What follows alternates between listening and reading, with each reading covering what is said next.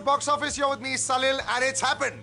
See, the thing is, a review or a point of view, as I like to put it, is my single point of view. Sometimes you get it right. In fact, most times, if you notice, we got it right. This year's been a bit of a topsy-turvy year. I loved Fitur, at least the first half. It crashed very badly. I hated Ghayal once again, and it's done very badly. But Masti Zyade and Kya Cool Hai Hum 3, in spite of being incredibly bad films, I mean, in my opinion, they actually made decent amount of money. So, somehow managed to survive.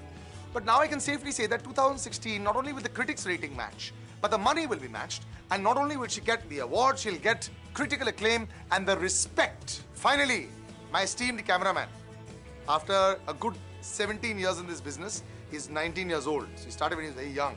He says, Sonam ke liye acha hua. So he was feeling bad for her. But Neerja is going to change that. Now, what is Neerja about? It's all about Neerja Bhanot in 1986. About the Pan Am flight. How a 1 hour, 10-minute routine flight from Mumbai to Karachi.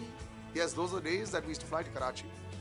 Would have been just a normal flight. But sadly, it turned into a ghastly experience for her alone. Yes, so many more could have actually died. In fact, all 360 could have died. So much more could have happened. Maybe she could have survived. But the story was not about just that.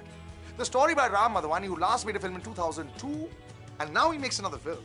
Let's Talk was the last one. He's actually a brilliant ad filmmaker. Takes you through the journey of a Neerja Bhanot. You feel you are Neerja. You feel the discussions she has with her mother, Shabana Azmi, are so real, so normal. You believe the discussions she's having with Shekhar Ravigiani, making his debut. Mind you, very well done, Shekhar. Vishal is a pathetic third-rate actor, but you are brilliant. Achha, by the way, both are friends, okay, so I can actually say that. But very good job there. The side cast, fantastic. You probably don't even know them, but they are really good. That's the job of a casting director, when the character stands out and not the name. And Sonam Kapoor, from the hairstyle to the way she's speaking, I will make you listen to a recording. If you come to the B4U music page on Facebook, I'll put the recording of Neerja Bhanot's last announcement, and you match that with Sonam Kapoor's voice. It's fantastic. She's matched everything about it. So you feel for this girl. There are flashbacks that go into her real life when she's jumping around and she's living a good life. She's this lovely 23-year-old model who's out for the first time as the head stewardess, and suddenly these Pakistani militants come across. Now, in the story, they show, as is the real story, that how the pilots jumped out and how she could have saved her own life and run away. All they wanted were US passports. But eventually, she said, no, we're going to try to save as many as we can.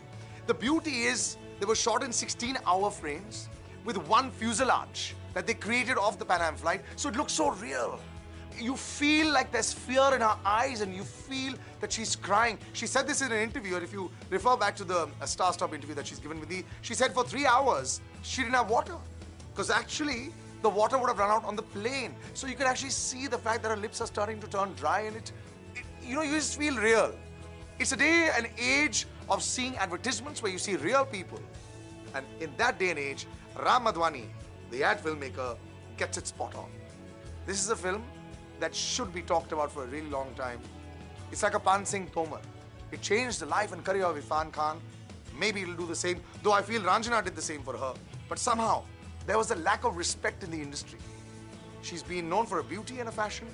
After Neerja, she'll be known for her acting. It's just in one plane. It's just one hijack. But you will walk out crying, and I can guarantee you that. When you see Shabana Azmi cry, knowing that she's going to lose her daughter, but knowing that her daughter's going to become heroic, you will cry. I'm going to give it 4 stars, and not one less. This is for Neerja, and a big thumbs up for Sonam Kapoor.